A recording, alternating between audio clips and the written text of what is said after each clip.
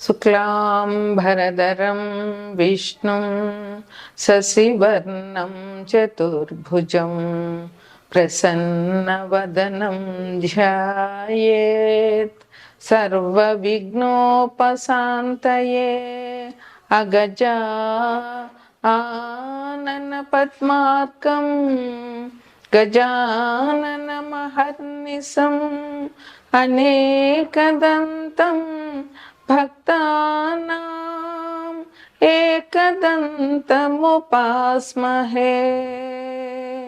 ఏకదంతముపాస్మహే. ఓం శ్రీ మహాగణాధిపతయే నమః. ఓం శ్రీ సరస్వత్యై నమః. ఓం శ్రీ మాత్రే నమః. మనం ఇప్పుడు ఫిబ్రవరి నెల అంటే మాఘమాసం యొక్క మాస ఫలితాలు చెప్పుకుంటున్నాము.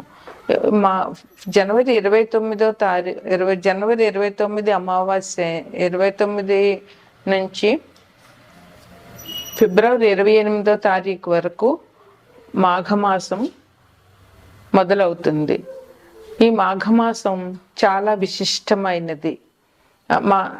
ఈ చాలా పుణ్యకార్యాలు చేసుకోవడానికి, వివాహాది శుభకార్యాలు చేసుకోవడానికి, ఇంకా నోములు వ్రతాలు ఏవైనా చేసుకోవడానికి మాఘమాసం చాలా మంచిది. ఈ మాఘమాసంలో వచ్చే శివరాత్రి నాడు కొత్తగా నోములు పట్టాలి అనుకున్న వారందరూ కూడా, స్త్రీలందరూ కొత్తగా నోములు పడతారు. ఈ మాఘమాసం విశిష్టత ఏమిటంటే సూర్య భగవానుడి ఆరాధన.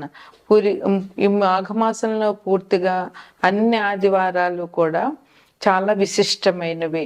ఈ ఆదివారాలు సూర్య భగవాన్ ఆరాధన మనకి చాలా ఆనందాన్ని, ఆరోగ్యాన్ని ఇస్తుంది. సూర్య భగవానుడు ఆరోగ్యానికి ప్రదాత.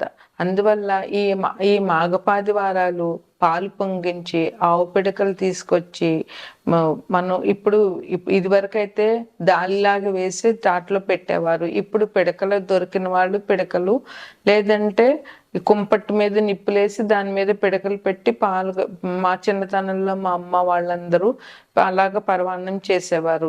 ఆ పరవాన్నం కూడా గరిటెతో కడపకుండా చెరుకు గడతో కలుపుతూ పరవాన్నం చేసేవారు. ఇప్పుడు దొరికినంత వరకు చేయగలుగుతున్నారు. లేకపోయినా ఆవు పాలతో పరవాన్నం చేసి ఆ సూర్య భగవానుడికి నివేదన చేయడం వల్ల ఆయురారోగ్యాలు అందరికీ లభిస్తాయి. మనకి ప్రత్యక్షంగా కనిపించే దైవమే సూర్య భగవానుడు. ఆయన ఆరోగ్యాన్ని, ఆనందాన్ని అన్నిటినీ ఇస్తాడు. ఏ గ్రహం బాగుండాలన్నా ముందు సూర్యుడు బాగుండాలి. నవగ్రహాల్లోనూ సూర్య భగవానుడు మన జాతకంలో బాగుంటే అన్ని రకాల సౌకర్యాలు మనకి లభించుతాయనడంలో ఎటువంటి సందేహం కూడా లేదు. ఈ మాఘమాసం జనవరి 29 నుంచి మొదలయ్యి ఫిబ్రవరి 28 వరకు ఉంటుంది. ఈ మాఘమాసంలో 4 ఆదివారాలు మాఘపాదివారాలు అంటారు. అట్లాగే 4వ తారీఖున రథసప్తమి. ఈ రోజుని విశేషంగా సూర్య భగవాన్ని ప్రార్థించి రథం చేసి, తులసమ్మ దగ్గర ముగ్గులు పెట్టి రథం చేసి, చిక్కుడుకాయలతో రథం చేసి, చిక్కుడాకుల్లో పరవాన్నం నైవేద్యం పెట్టడం ఆచారంగా వస్తోంది. అట్లాగే ఈ మాఘమాసంలో 3వ తారీఖు అంటే 3/2/2025 వసంత పంచమి, సరస్వతీదేవి పూజ చేయాలి. ఆ రోజు సాధ్యమైనంత వరకు తల్లిదండ్రులు పిల్లల చేత సరస్వతీదేవి పూజ చేయించి తోచినంత నైవేద్యాలు పెట్టి పిల్లలకి పంచడం వల్ల సరస్వతి అనుగ్రహం పిల్లలకు కలిగి చదువు సంధ్యలు వారికి బాగా వస్తాయి. ఈ వసంత పంచమిని తల్లిదండ్రులు పిల్లల చేత పూజ చేయించడం వల్ల పిల్లలు అభివృద్ధిలోకి వస్తారు. ఈ మాఘపాడ్యం నుంచి గుప్త నవరాత్రులు, శ్యామలా గుప్త నవరాత్రులు మొదలవుతున్నాయి. ఇవి జనవరి 30 నుండి మొదలయ్యి ఫిబ్రవరి 7వ తారీఖు వరకు ఈ నవరాత్రులు చేయాలి. ఈ 9 రోజుల్లోనూ మనకి నవరాత్రుల్లో ఇది కూడా ఒక రకమైన నవరాత్రులు. ఈ నవరాత్రుల్లో సరస్వతీదేవి పూజ ప్రాధాన్యంగా చెయ్యాలి. మాతంగి అష్టోత్తరం కానీ, శ్యామల అష్టోత్తరం కానీ, లేదా శ్యామల షోడశనామాలతో అర్చన కానీ, అదంతా రాకపోతే సరస్వతీదేవి అష్టోత్తరం కానీ లేదా సరస్వతీదేవి సహస్రనామాలతో కానీ పూజ చేసి 9 రోజులు పిల్లల పుస్తకాలు దేవుడి దగ్గర పెట్టి తల్లిదండ్రులు పూజ చేయడం వల్ల పిల్లలు అభివృద్ధిలోకి వస్తారు. ఈ 9 రోజులు కూడా ఈ శ్యామలా గుప్త నవరాత్రులు కూడా ఈ మాఘమాసంలో చెప్పుకోదగినటువంటి మంచి పండుగ. ఇక అన్నిటికంటే ముఖ్యమైనది, చాలా విశిష్టమైనది మహాశివరాత్రి.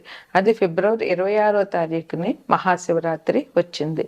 ఈరోజు శివుడిని పూజించడం వల్ల అందరికీ చాలా మంచి జరుగుతుంది. అన్ని దైవాల్లోకి శివ భగవానుడే ముఖ్యం. ఈయన్ని పూజ చేసి ఈయనకి అభిషేకం చేయడం వల్ల ఎటువంటి దోషాలున్న జాతకంలో అవన్నీ పూర్తిగా పోతాయి. శివ భగవానుడు సంకల్పించితే శివుడి ఆజ్ఞ లేనిదే ఏమైనా కుట్టదు అంటారు. మనకి ఏది జరగాలన్నా శివుడి ఆజ్ఞ ఉండాలి. అందువల్ల శివపార్వతులు ఈ లోకానికి తల్లిదండ్రులు. శివపార్వతులను పూజించడం వల్ల, శివుడికి అభిషేకాలు చేయడం వల్ల, భక్తితో ఓం నమ శివాయ అనే శివ పంచాక్షరి చేయడం వల్ల మనందరికీ కూడా చాలా మంచి జరుగుతుంది. జీవితంలో ఉన్న కష్ట నష్టాలన్నీ కూడా పోతాయి. అందువల్ల ఈ మహాశివరాత్రి నాడు పొద్దున్న ఉదయాన్నే లేచి గుడికి వెళ్ళి శివ దర్శనం చేసుకుని ఇంట్లో పూజ చేసుకుని రోజంతా ఉపవాసం ఉండి రాత్రి ఎవరి ఆనవాయితీని బట్టి వారు పండ్లో ఫలాలో ఏదైనా తీసుకుని రాత్రి జాగరణ చేయడం వల్ల ఈ మహాశివరాత్రి పుణ్యదినం జరుగుతుంది. అందువల్ల ప్రజలందరూ కూడా ఈ మహాశివరాత్రిని మంచిగా జరుపుని శివుని కృపకు పాత్రలవుతారని ఆశిద్దాం. అధిపతి సింహరాశి. సింహరాశికి అధిపతి రవి. సింహరాశిలో మఖ 4 పాదాలు, పుబ్బ 4 పాదాలు, ఉత్తర 1 పాదం ఉంటాయి. ముందుగా గ్రహాల స్థితిగతులు చూద్దాం. సింహరాశిని లగ్నంగా చేసుకుంటే 2వ ఇంట్లో అంటే కన్యలో కేతు ఉన్నారు, మకరంలో రవి బుధులు ఉన్నారు, కుంభంలో శని ఉన్నారు, మీనంలో శుక్ర రాహువులు ఉన్నారు, వృషభంలో గురువు ఉన్నారు, మిథునంలో కుజుడు ఉన్నారు. 2వ ఇంట్లో కేతు ఉన్నారు. కేతువు మనకి ఏం చేస్తారంటే దేన్నైనా ప్రాపంచిక విషయాలని కట్ చేస్తూ ఉంటారు. కేతువు మోక్షానికి కారకుడు. అందువల్ల ఈయన ప్రపంచంలో మన బాహుబంధాల్లో ఇముడిపోకుండా ఈ ప్రపంచిక విషయాల్లో మనం బంధాలు పెంచుకోకుండా కేతు కట్ చేస్తూ ఉంటారు. అందువల్ల కేతువుని అనుకూలం చేసుకోవాలి అంటే మహాగణపతిని పూజించడం చాలా అవసరం. ఈ సింహరాశి వారికి ఈ మాసం అంతా కూడా చాలా శుభ ఫలితాలనే చెప్పవచ్చు. ఎందువలనంటే వీరికి ఈ మాసం చాలా అనుకూలంగా ఉంది. ఇలా వృత్తి వ్యాపారాలు చేసే వాళ్ళకి చాలా బాగుంది. రవి మకర రాశిలో ఉండి తన రాశిని చూస్తున్నారు కనుక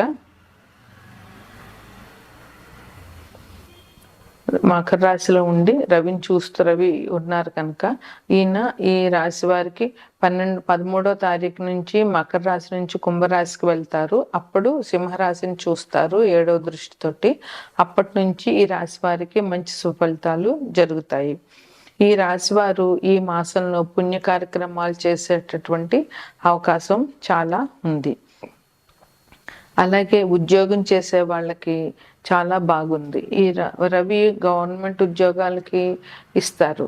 అందువల్ల ఈ మాసం కూడా రవి మాసం అనే చెప్పవచ్చు. ఎందుకంటే మాఘమాసం అంటే మొన్న 12 నెలల్లోనూ సూర్యారాధన చేసేది ఈ ఒక్క నెలే. అందువల్ల ఈ రాశి వారు సూర్యారాధన ఈ మాసంలో చేసినట్లయితే వారికి చాలా మంచి ఫలితాలు ఉంటాయి. వారు అనుకున్నది అనుకున్నట్టు జరిగే అవకాశం చాలా ఉంటుంది.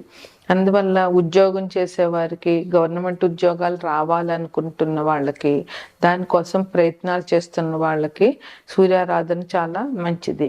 అదేవిధంగా సంతానం కోసం ప్రయత్నం చేస్తున్న వారికి మంచి ఫలితాలు జరుగుతాయి. వారి ప్రయత్నాలు మొదలు పెట్టవచ్చు. అదేవిధంగా ఆల్రెడీ సంతానం ఉన్నవారు వారి సంతానానికి ఎటువంటి ఇబ్బంది లేకుండా వాళ్ళు బాగా ఉంటారు. అలాగే పుణ్య కార్యక్రమాలు చేస్తారు. విద్యార్థులకి ఈ కొంచెం ఒత్తిడి అనేది ఈ 3 నెలలు ఒత్తిడి అనేది ఉంటుంది. వారి పరీక్షలు, పోటీ పరీక్షలు అయినా, ఈ యాన్యువల్ ఎగ్జామ్స్ అయినా, ఇవన్నీ ఇక్కడి నుంచి 3-4 నెలలు విద్యార్థులకి శ్రమ అనేది తప్పదు. ప్రయాణాలు ఈ రాశి వారికి అనుకూలంగానే ఉన్నాయి. ఇంకా ధన ప్రాప్తి, ధనం అంటే ఈ రాశి వారికి శుభ ఫలితాలని చెప్పాం కదా, అందువల్ల ఈ రాశి వారికి ధనానికి ఎటువంటి ఇబ్బంది లేకుండా వారు ఆశించినటువంటి ధనం వీరికి లభిస్తుంది. అదే విధంగా ఆదాయం కూడా వీరికి లభిస్తుంది. ఏ వృత్తిలో ఉన్న వారికైనా వారికి ఎంత ఆదాయం రావాలో అంత ఆదాయం వచ్చి వారు సుఖంగా ఉండగలుగుతారు. ఖర్చులకు సరిపడా డబ్బు దొరుకుతుంది.